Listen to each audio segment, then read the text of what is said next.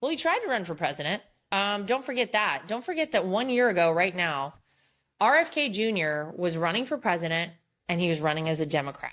Think about how wild life is. Like, this is how crazy the political landscape is, that you have someone who ran as a Democrat who was pushed aside by the Democrats. The DNC did not want to have anyone primary Joe Biden. You had RFK Jr., you had Dean Phillips, who both tried to get on the ballot. They used all these like techniques and sleight of hand and everything, all their little ways and minions that they have in all these courthouses around the country to keep them off of the ballots. And they did not allow anyone to primary Joe Biden. Then don't forget, a year ago, not too far in the future from now, I'm going to say a month from now or so, we saw Joe Biden drop out of the race. And what did they do? Without a single vote cast for Kamala Harris, they plugged her right in.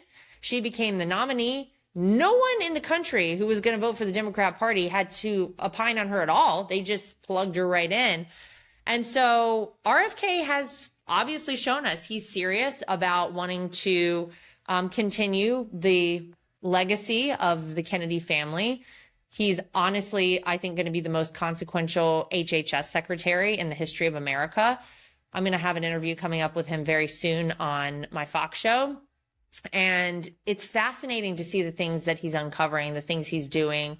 But I'm sure it hasn't come at, no cost to him. It's come at a very high cost. His own family has come out against him because he dared work for and, vouch for and support a Republican candidate. And he now is working as a member of Donald Trump's cabinet. And I think so far it's been pretty impressive to see the things that he's done.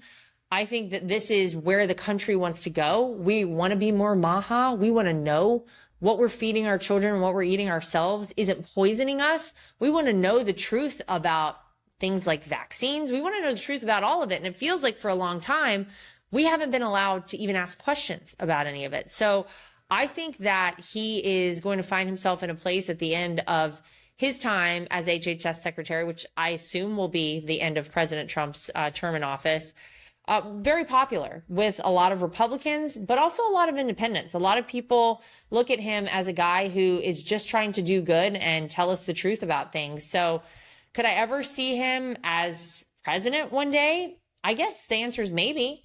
It'll be hard for a lot of the Republican base, I think, to truly come out and support him right now. But that might change in the future. He's been great in this new role, like I said.